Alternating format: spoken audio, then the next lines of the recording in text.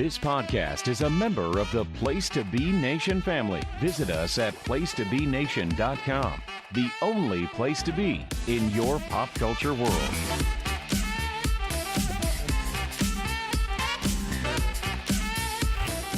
Place to Be Nation, welcome back to PTBN's NBA Team Podcast.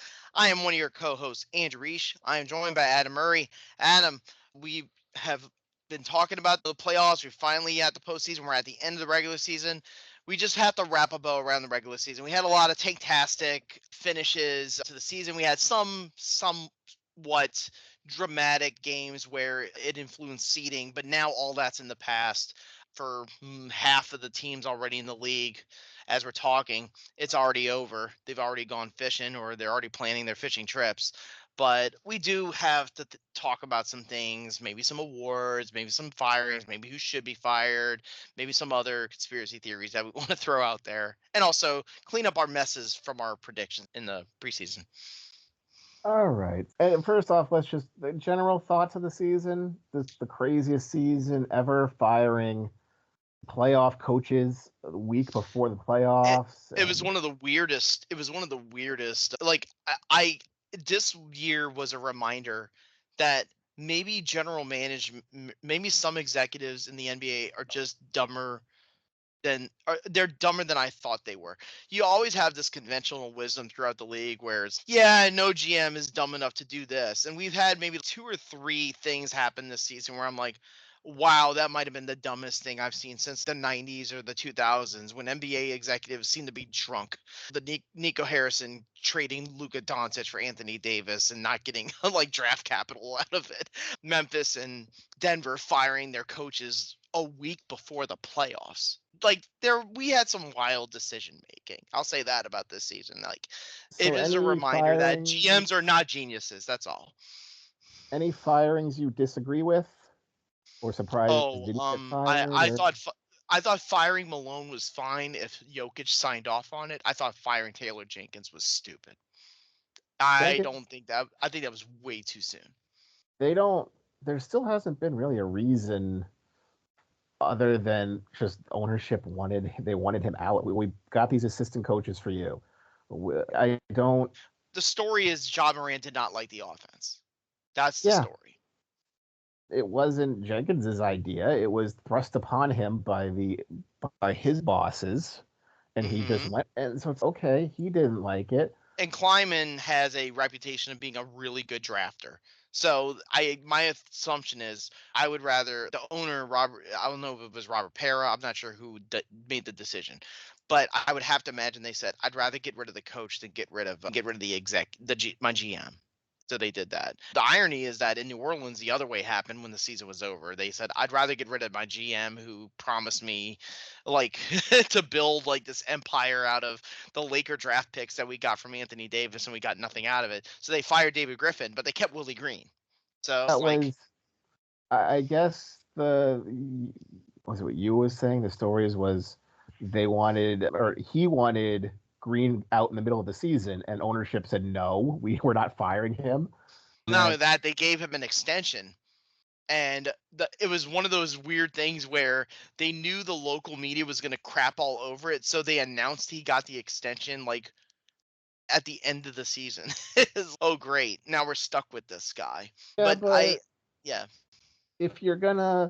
If the reports are Phoenix was looking to poach him, and then other teams were like, we're gonna get, okay, I guess he can't be that bad. And then you didn't get enough. You kept your pieces for too long. You should have gotten rid of Ingram last year. You should have gotten something for return as opposed to Kelly. And I don't want to go down the Pelicans like decision making rabbit hole because that we can go on forever with that. Yeah, hiring Joe Dumars is the most basic NBA owner's move I've ever seen. That's all. It's the basic New Orleans. It very much shows me that I don't think Gail Benson is a sportsy kind of gal. I think she's just an owner who inherited it from her husband, and she's just going to keep it straight and narrow of, hey, people tell me this guy knows what he's doing. I'll just go with that.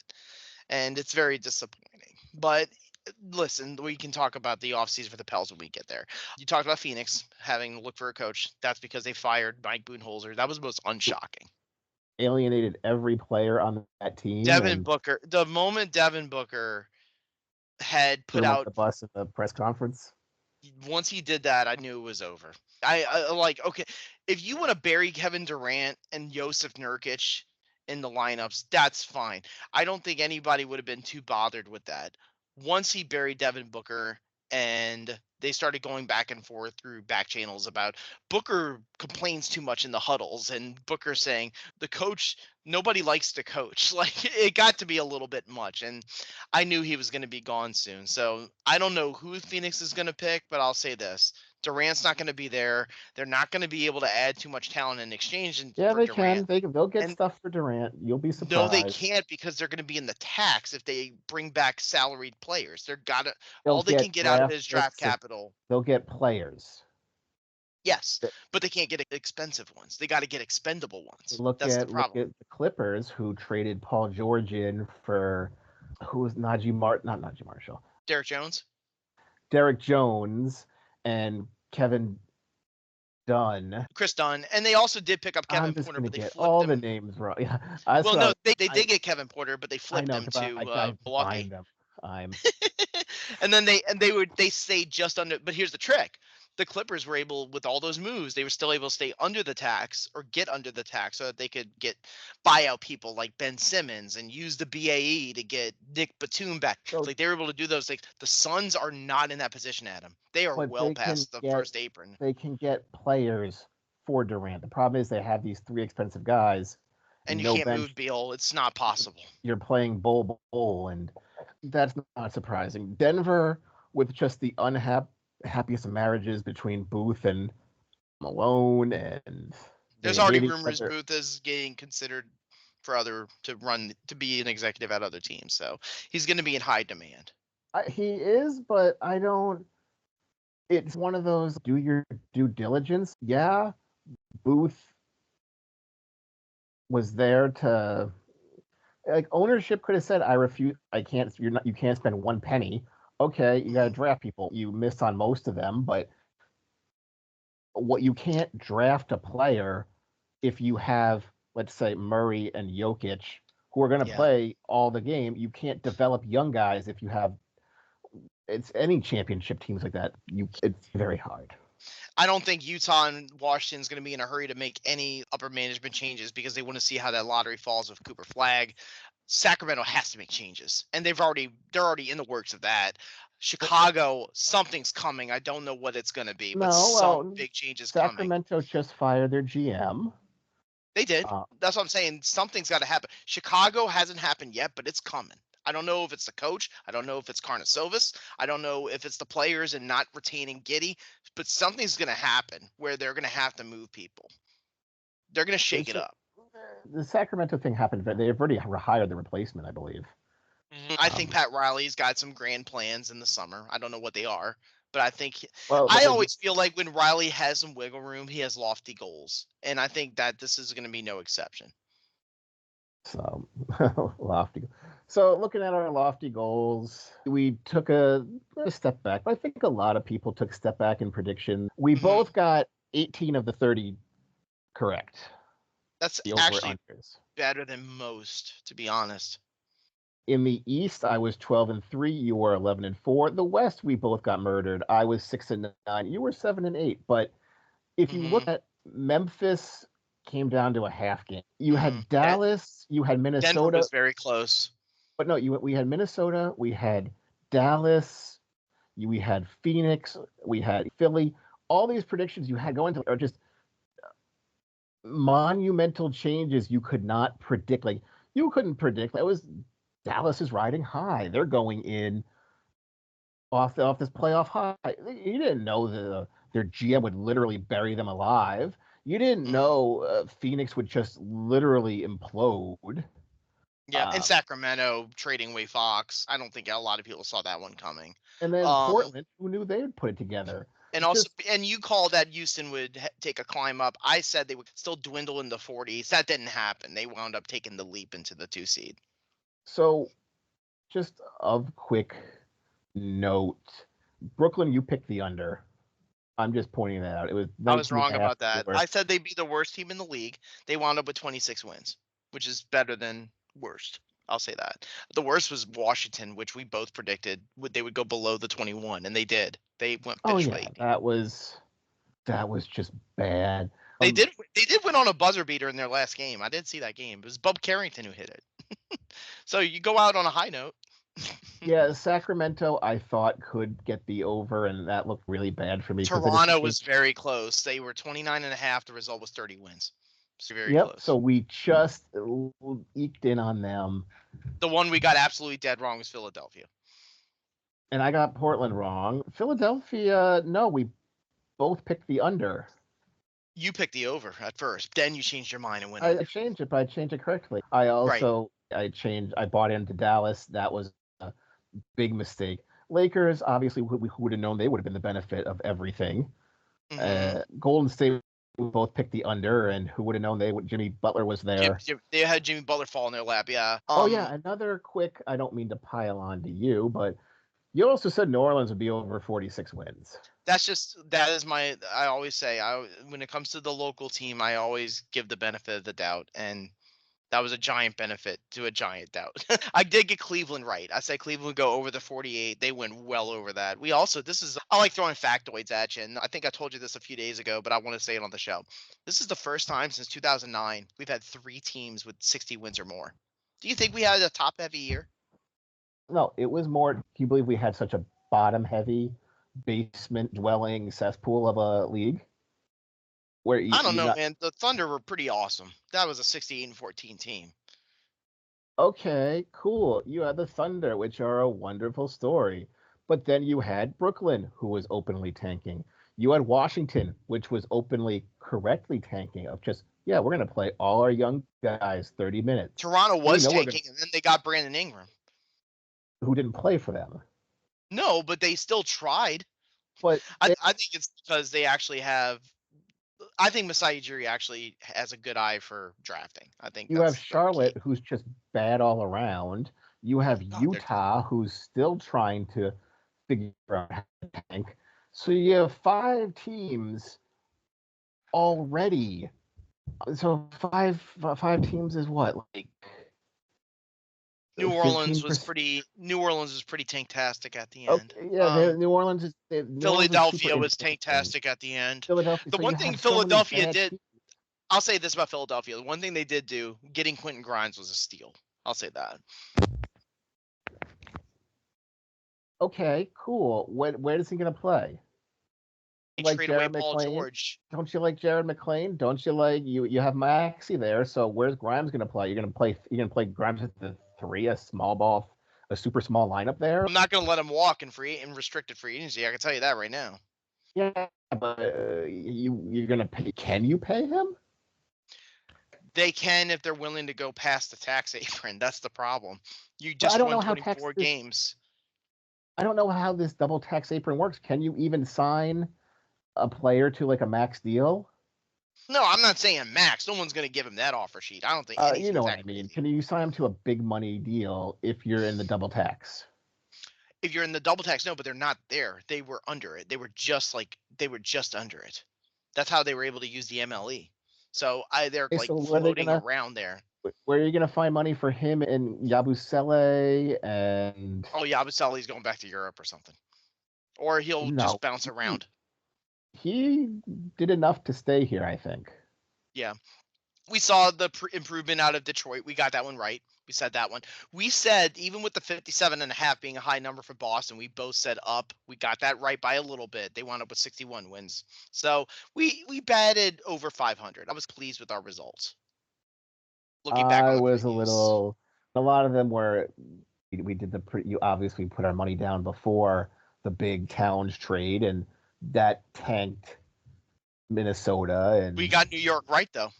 But we were already bullish on New York, and it just made them even more bullish. But with that said, we did okay, but the season did throw us for a loop. Just a quick note about the season. Yes, I'll give you this.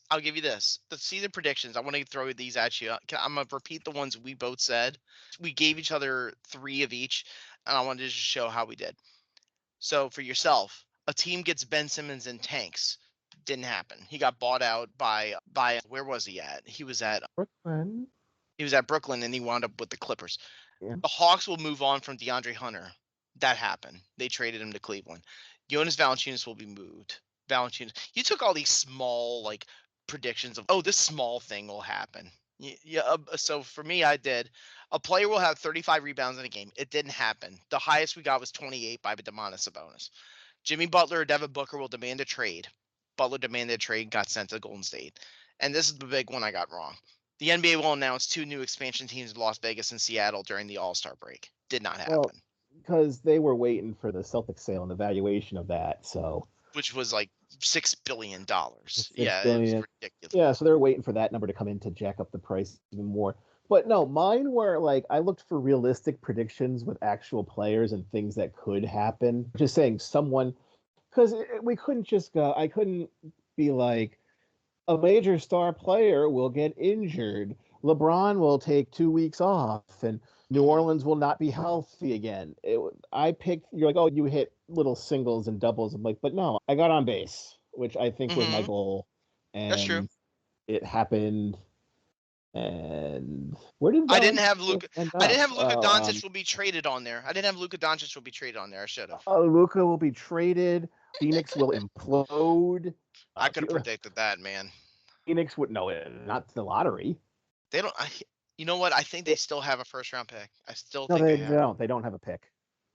Ugh. Their pick isn't even theirs. They don't have a pick. They're the only team who's either not in the playoffs or don't have a pick. They are completely screwed. But yeah, you didn't think it would be that bad. It'll be like, oh, maybe Phoenix will be disappointing and they'll be like in the play-in, like where Golden State is. Like Golden State struggled and got to 7th. Miami got to where they were. Period. We got to the predictions. Anything else really left? Looking back, some of the awards. Unless you had a segment for that, but yeah, no. Yes, I'll go ahead with that. I'll lead that way. MVP. We both said SGA and got it. He's going to win MVP. Defensive Player of the Year deserves an asterisk. Okay, we both said Wembanyama. He was going to win it. Yeah, but he didn't make game cutoff, so that's fine. I will say this. I would like to see Dyson Daniels win it. Led the league in steals with 3 a game. I don't see any issue with that, but I doubt that will happen. 6-man. Who do we pick? You said Dante DiVincenzo. After he got traded. He didn't. He had good moments, but then they pivoted back to where Reed was the 6th man, and he thrived there, and they had Dante starting a lot. I said Buddy Hield. It looked great early, and then he floundered. I'm going to be honest. I know a lot of people are going with those 3-point gunners off the bench. Peyton Pritchard for the Celtics, who's the favorite. The other one's Malik Beasley. I would go with Karis LeVert. Karis LeVert was the best 6-man. It'll be Pritchard. Yeah, but listen to me. Karis LeVert was the best 6-man on 2 different teams this year. Cleveland and Atlanta. It's Pritchard. They're going to go with the one who had the highest PPG, and that was Peyton Pritchard. Yeah. That's that. I get it, but I'm Lou Williams. I'm making the case for LeVert. Okay. What else? Most improved player. Yours were actually good. Josh Gideon or Brandon Podziemski. They're not going to win it, but they were good. Mine was Evan Mobley. That was solid. I think it might be Cade Cunningham or Dyson Daniels. Disappointing. Cade, we discussed this often. Another dark horse I'm thinking of, I didn't predict it, but after the season was over, I was like, man, this guy really took an improvement. Aaron Wiggins with the Oklahoma City Thunder. No, because that's just the system. But all of his numbers went up across the board. But then your response should have been, yeah, Peyton Pritchard's the system. I've been like, yeah, counterpoint. Rookie of the Year, you said Zach Edey. I think if they'd have played another 10 games in the season, I think he would have won it. Because he became the starting center for the Grizzlies. It was just throwing things at the wall and who will play the most. It was basically who do you think's going to get the most minutes off the top and going from there. Can I give you here's my hot take from this whole show. I think Jaren Jackson Jr. is washed up. I think in about 2 years, he's going to be an unusable center on a bad contract. Oh, it's just injuries and it's not just that. His body. He doesn't even want to rebound anymore. He just wants to take threes. If I need a good 3-point shooter at center, I'll just pick up fucking Quentin Post out of the second round. Mine was Castle, and I did get it right. I did. Reese Shea did make a very late run. Because he's starting on a playoff team. Sarr has the best numbers, but he also played a ton, and it was really. Sarr shot so poorly to start the season, it was going to be impossible for him to come back. However, we always see this with rookies in the back half of their first season. They start to show the promise. And you just hope that sophomore year you see another jump. That's what you hope for with that crop. It was not a strong rookie class. Coach of the year, you whiffed on this one. And I did too. Mike Budenholzer is what you. We also went hard on them, and I also said Phoenix would be in the finals. And I went down swinging with Brooklyn a couple years ago. I'll go down swinging again. Yep. Kenny Atkinson's going to win that award. Here's the funniest part. J.V. Bickerstaff, his Detroit Pistons had one of the 10 best turnarounds from year to year in NBA history. And he's going to lose that award to the guy who replaced him at his previous job. That's crazy, too. Also, Ime Udoka deserves some praise, too. But he's not going to win. It's going to be Atkinson. Clutch player of the year, you pick Curry. I picked Anthony Edwards. I almost went with Jalen Brunson, and I think Brunson's going to win it. That's an award you don't even like. What does that even mean? And I don't even know if they've defined it yet. Scoring champion, we both got wrong. I said Luka. I don't even know if he was eligible, but he averaged 28 a game. You said Trae Young. He averaged 24 a game. Shai Gilgeous-Alexander won it at 32 points a game. Giannis was wrong. That was also an obvious, but yeah. Executive of the year is one of your favorite ones you never pick. I don't care. I'll tell you mine. Can I give you mine this year? It's Nico Harrison for the Lakers. I knew you'd say that. That is who should win Executive of the Year. Nico Harrison for the Los Angeles Lakers. Can you gift a superstar in wrapping paper any better than that?